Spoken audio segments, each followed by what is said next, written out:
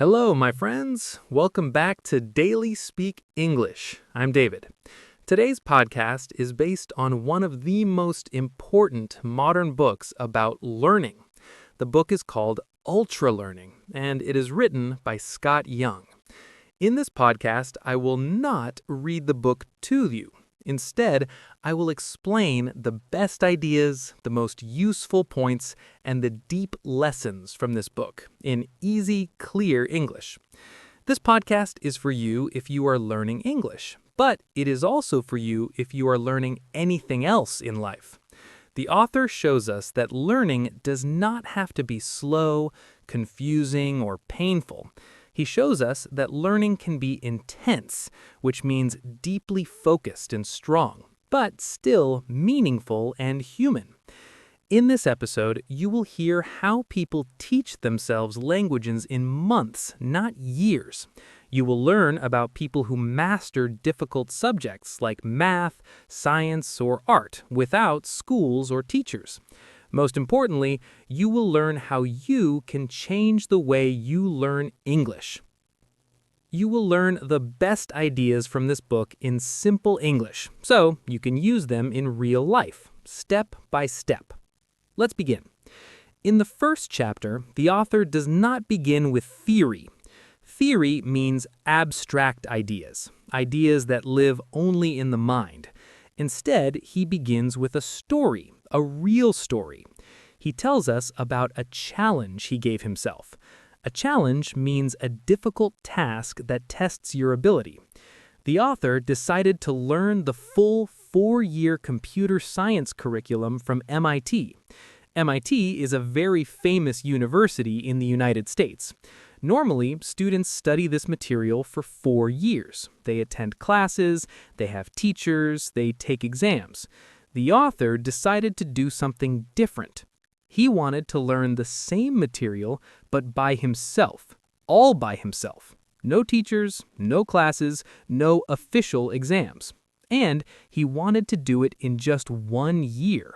This idea sounds crazy to many people.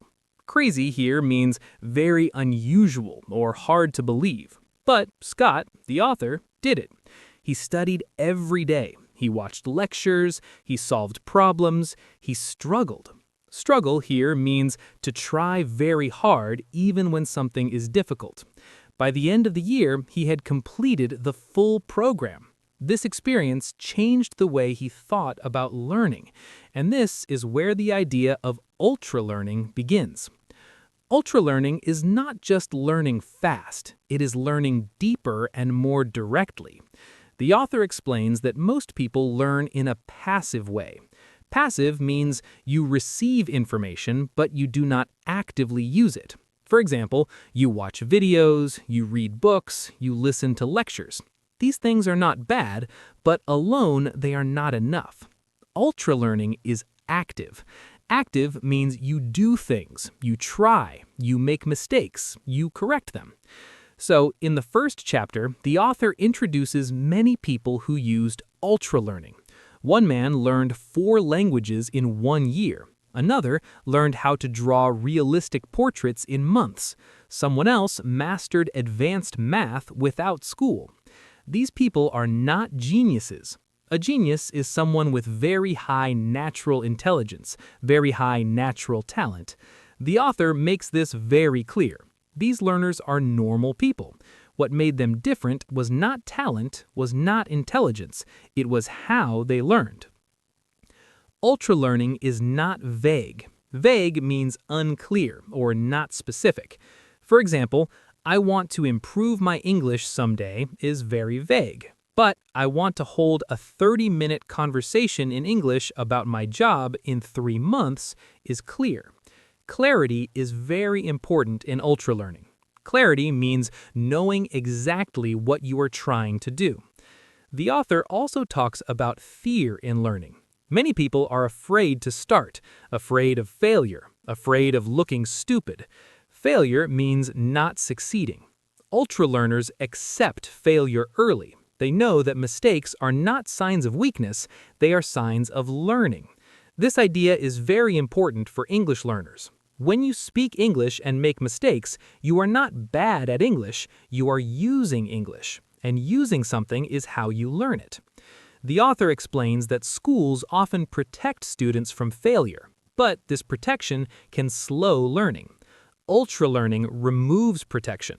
This does not mean being cruel to yourself. No, it means being honest. If you cannot speak, you practice speaking.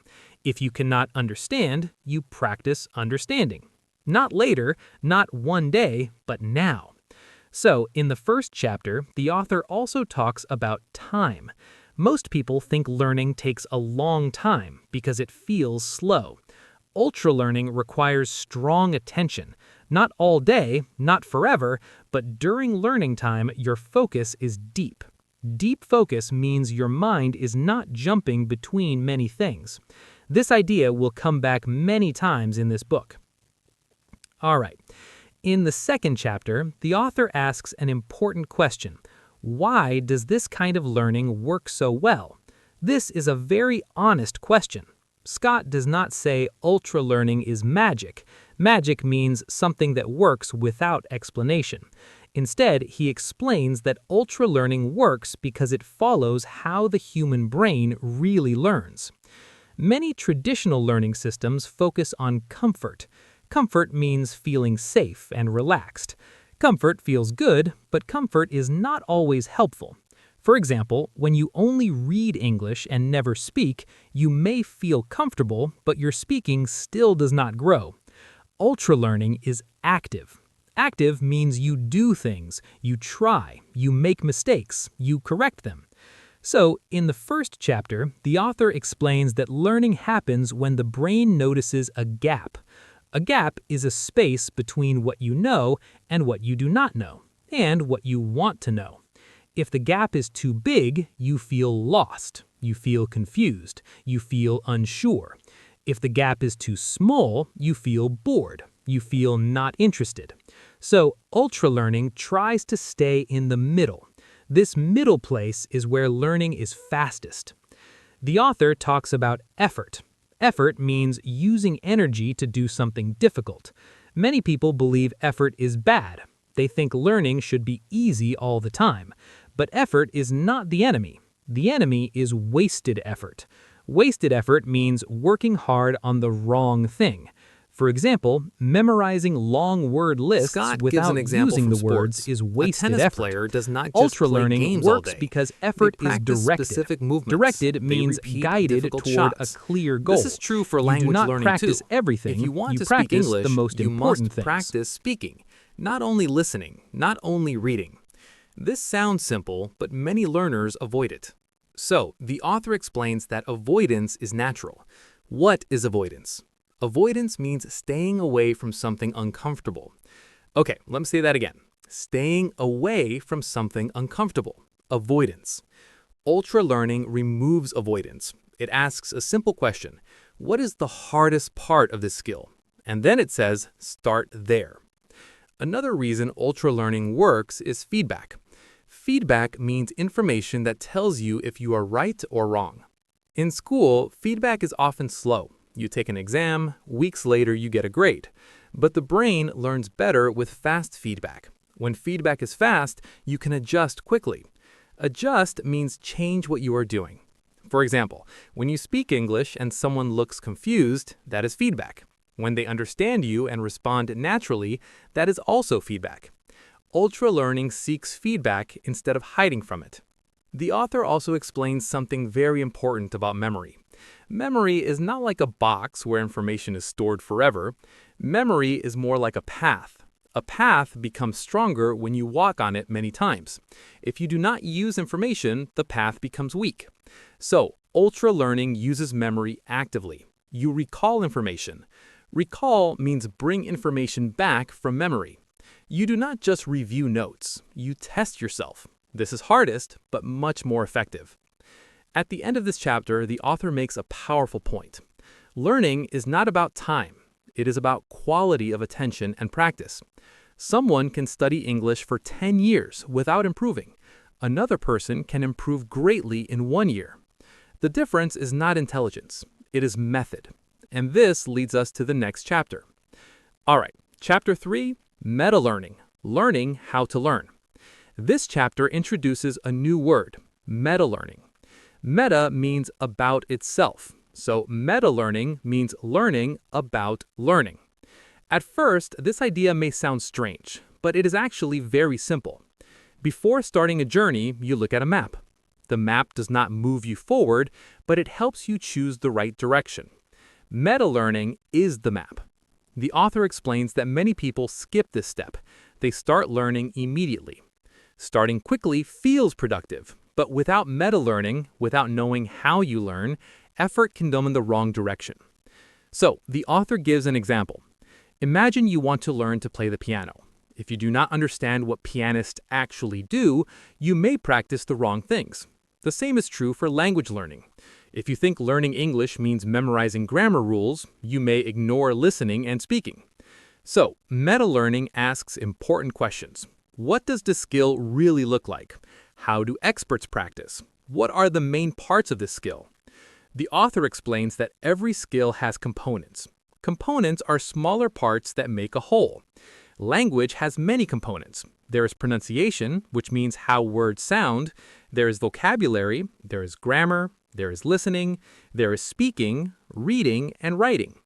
Meta-learning helps you see which components matter most for your goal. If your goal is conversation, speaking and listening are central. Central means important. Now, this sounds obvious, but many learners spend most of their time on reading and grammar, maybe because they are easier. Meta-learning helps you design learning that fits your real life. Instead of dreaming about perfect study plans, you create realistic ones. Another important part of meta-learning is research. Research means collecting information. The author suggests simple research, not academic research. This research includes watching how experts work, reading about learning strategies, understanding common mistakes. For example, many English learners believe fluency comes from perfect grammar. Research shows fluency comes from automatic use. It comes from practice, daily practice. Automatic means you don't think consciously about every single word.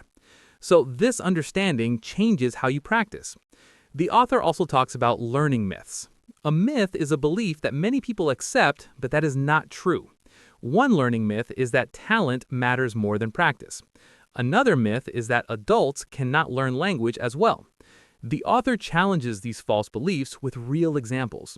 Adults can learn very well when methods are right. Meta-learning helps remove false beliefs. Now, at the end of this chapter, the author makes a gentle warning. Do not spend all your time planning. Planning feels safe, but learning happens in action. So, meta-learning, learning about learning, should be short but thoughtful. You look at the map, then you walk. For English learners, this means understanding what matters, then practicing it. Not someday, not later, now, today. All right, Chapter 4, Focus, the Power of Deep Attention. In this chapter, the author talks about something very simple, but very rare. He talks about focus. Focus means giving your full attention to one thing. Most people believe they are focused, but in reality, their attention is divided. Divided means split into many small pieces. You may be studying English, but also checking your phone. You may be listening, but also thinking about something else. The brain does not like this. The author explains that the brain learns best when attention is deep. Deep attention means your mind stays with one task, without jumping. Jumping means moving quickly from one thought to another. Ultra learning requires periods of deep focus. Not all day, not forever, but when you learn, you really learn. 2038. So, the author explains that focus is not about willpower. Focus is about design. Easier. It's about The the way author you also arrange talks your about environment. distraction, For example, things that if your break phone your is next to attention. you, it will pull your Distractions are attention. not only It will phones drag or and noise. attract your attention. Thoughts can also distract you. You may worry about the future. You may think about mistakes from the past. 2107. Ultra learning encourages single tasking. Single tasking means doing one thing at a time. Multitasking means doing many things at once. It feels efficient, but it reduces learning. The author explains that when attention is shallow, learning becomes shallow. Shallow means not deep. You may feel busy, but progress is small. 2136. This is important for English learners. Speaking while thinking in your first language is not strong speaking. The author suggests short periods of strong focus. For example, 20 or 30 minutes of full attention is powerful. After that, rest is important. Rest means stopping and letting the mind recover. Ultralearning respects energy. 2209. It respects your mental strength. But this chapter also talks about boredom. Boredom often appears when attention is weak. When you focus deeply, even simple tasks become interesting. Here is an example. A person learning to draw may spend 1 hour drawing a single object. At first, this sounds boring, but with full attention, the learner sees more details. 2240. This deep seeing improves skill. In language learning, deep focus means listening carefully to meaning, not just sounds. It means noticing how words connect. This kind of attention is tiring, but it is effective. The author ends this chapter with a reminder. Focus is not something you have, it is something you build, and you build it by protecting your attention. 2316. Chapter 5. Directness. Learn the skill by doing the skill. This chapter introduces one of the most powerful ideas in the book. The idea is called directness. Directness means learning something by doing the exact thing you want to be good at. This sounds obvious, but many people do the opposite. For example, someone wants to speak English, so they read grammar books. Grammar books are not useless, but they are indirect. Indirect means not straight, not immediate. Direct learning for speaking is speaking. Direct learning for listening is listening. The author explains that schools often teach indirectly. Students prepare for exams, not for real use. As a result, students may pass tests but cannot use the skill in real life. Ultralearning rejects this. It asks a simple question. What does success look like? If success is having a conversation, then learning should include conversations. If success is writing emails, then learning should include writing emails. 2447. The author gives an example from medicine. Medical students do not only read books, they practice with real patients, under supervision. Supervision means guidance from someone experienced. This is direct learning. In language learning, directness may feel scary. Speaking with real people includes mistakes. Mistakes make learning real. Scott explains that indirect learning feels safe because it hides weakness. Direct learning shows weakness, but weakness is information. Information helps improvement. At the end of this chapter, the author makes a very important point. Direct learning feels slower at first. Why? Because you face difficulty immediately, but over time, progress becomes faster. Indirect learning feels fast at first. You read many pages, you feel smart, but later progress slows or stops. So ultralearning chooses the difficult beginning for a better ending. For English learners, this means speaking early, listening deeply, using English before you feel ready, because readiness comes from use, not before it. 2630. Chapter 6. Drill. Attack your weakest points. In this chapter, the author talks about drill. Drill means focused practice on a very specific weakness. Many people misunderstand this word. They think drill means boring repetition, but in ultralearning, drill has a different meaning. Drill means breaking a skill into parts and improving the weakest part. The author explains that many learners practice what they are already good at. This feels comfortable, but comfort does not create growth. Ultralearning looks for discomfort again. It asks, what part of this skill is stopping me? For an English learner, this could be pronunciation. It could be listening speed. It could be forming sentences quickly. So drill focuses on one problem at a time. The author gives an example from sports. A basketball player may practice only free throws for an hour. They are not playing a full game. They are fixing a weakness. This kind of practice feels narrow. Narrow means small and specific, but narrow practice leads to broad improvement. The author explains that drill works because it increases signal. Okay, what does signal mean? Signal means useful information. When practice is general, feedback is general. It is unclear. When practice is specific, feedback is specific. It is clear. Clear feedback helps the brain adjust. It helps it change. In language learning, drill may mean repeating difficult sounds. It may mean practicing sentence patterns. Patterns are common structures. For example, if forming past tense is difficult, you practice past tense sentences. Not everything, only that part. But the author warns against mindless repetition. Mindless means without thinking. Repeating something without attention does not help. Drill requires awareness. Awareness means noticing what you're doing. You notice mistakes. You correct them. This kind of practice is tiring. It uses a lot of energy, but it is powerful. The author explains that drill should be short and intense.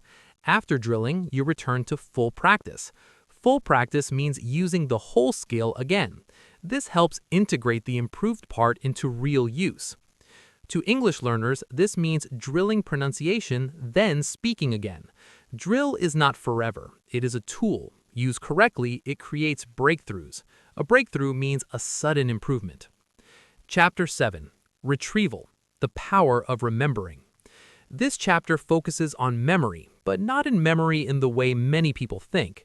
The author explains that memory does not improve by reviewing alone. Review feels safe, but the brain learns more when it struggles to remember. This struggle is called retrieval. Retrieval means pulling information out of your memory. For example, answering a question without looking at notes is retrieval. The author explains that retrieval strengthens memory. Each time you retrieve information, the memory becomes stronger. Stronger means easier to access later. This is similar to using a muscle. A muscle grows when you use it. Memory grows when you retrieve. The author explains that forgetting is not failure. Forgetting means not remembering something. Forgetting is part of learning. When you forget and then remember again, the memory becomes deeper. Deep memory lasts longer. Many learners are afraid of tests. Tests feel like judgment. They feel like they are being evaluated. Ultra learning uses tests as tools, not judgments. Self-testing is powerful. Self-testing means testing yourself. For example, you listen to English and summarize it from memory. You try to explain something without notes. You answer questions. The author explains that retrieval feels harder than review. But harder does not mean worse. Harder often means better. This is another example of productive discomfort. Scott also talks about spacing.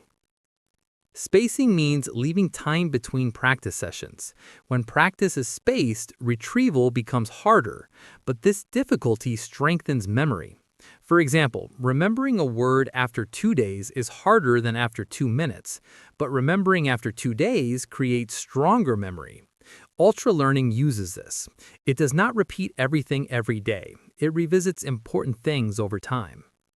The author explains that retrieval builds confidence. Confidence means trust in your ability. When you can remember without help, you feel capable. For English learners, retrieval means speaking without reading. It means answering questions without translation. It means recalling words in real life. This feels scary at first, but over time it feels natural. At the end of this chapter, the author makes a clear statement. If you want to remember something, practice remembering it. Not looking at it, remembering it. Chapter 8. Feedback. Learning from mistakes. In this chapter, the author talks about feedback. Feedback means information that tells you how well you are doing. Without feedback, learning becomes slow and confusing. Imagine throwing a ball in the dark. You do not know if you hit the target. Feedback turns the light on. The author explains that many learners avoid feedback. Why? Because feedback often comes with mistakes. Mistakes can hurt the ego. Ego means the part of us that wants to feel good and capable. Ultra learning does not protect the ego. It protects learning. The author explains that there are different kinds of feedback. Some feedback is external. It comes from outside. For example, a teacher corrects you. A listener looks confused. A test shows a wrong answer. These are external. They come from outside. Some feedback is internal. It comes from inside. You notice something feels wrong. A sentence sounds strange to you. These are internal. They come from inside. Now, both types are important. The author explains that beginners need more external feedback. Advanced learners use more internal feedback. This is natural. For English learners, external feedback may be corrections from others. Internal feedback develops when your ear improves. The author explains that feedback is not criticism. Feedback is information. Information helps improvement. When you separate feedback from emotion, learning becomes easier. This emotional distance is a skill. So, ultra learners develop thick skin. Thick skin means not being easily hurt by comments. This does not mean ignoring feelings. It means not letting feelings stop learning. So, at the end of this chapter, the author makes a powerful point. Mistakes are not the opposite of learning. They are the path to learning. Chapter 9. Retention.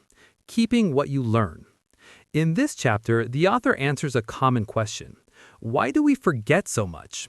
The author explains that forgetting is normal. The brain is not designed to remember everything. It remembers what it thinks is important. Retention means keeping information over time. Ultra learning improves retention by using information again and again, but not in the same way. The author explains that varied practice improves retention. Varied means changing the context slightly, changing the practice a bit. For example, using the word in different sentences. Different situations help memory become flexible. The author also talks about overlearning. Overlearning means practicing beyond basic success. For example, not stopping when you can speak a sentence once. You practice until it feels easy. Overlearning builds automaticity. Automaticity means doing something without conscious thinking. This is very important for language. You cannot think about grammar during a real conversation. Automatic use is the goal. The author also explains the danger of cramming. Now, what does cramming mean? Cramming means studying a lot in a short time. Cramming creates temporary memory. Temporary means short term. Ultra learning prefers spaced practice. Spacing creates long-term memory. Long-term means lasting for a long time. The author reminds us that retention is not passive. You do not keep what you don't use. This is true for English. If you stop using English, fluency fades. It slowly disappears. Retention also depends on meaning. Meaningful learning is more effective. Meaningful means connected to real life. Learning random words is harder to keep than learning words you use. Okay, and now, my friend, let's slow down. We have reached the end of this journey. We talked about focus, we talked about direct practice, drilling weak points, remembering actively, feedback, and retention. This book is not about studying harder, it's about studying honestly. Honest learning means looking directly at what you need, not hiding behind comfort, not waiting for perfect conditions. If you are learning English, ultra learning gives you permission. Permission to speak before you feel ready. Permission to make mistakes. Permission to choose real use over perfect knowledge. You do not need 10 more books. You need engagement. You need active involvement. A little every day. This is how confidence grows. Confidence is not the absence of fear. It is the result of experience. And I want to say something personal. Language learning is not a race. It is a relationship. A relationship grows with attention, patience, and honesty. If you show up consistently, English will respond. It will slowly stop feeling foreign. It will start to feel like a tool. And one day, it will feel like part of you. Thank you so much for listening to another episode of Daily Speak English. I'm David, and until next time, keep learning, keep practicing, and keep believing in yourself. Bye for now.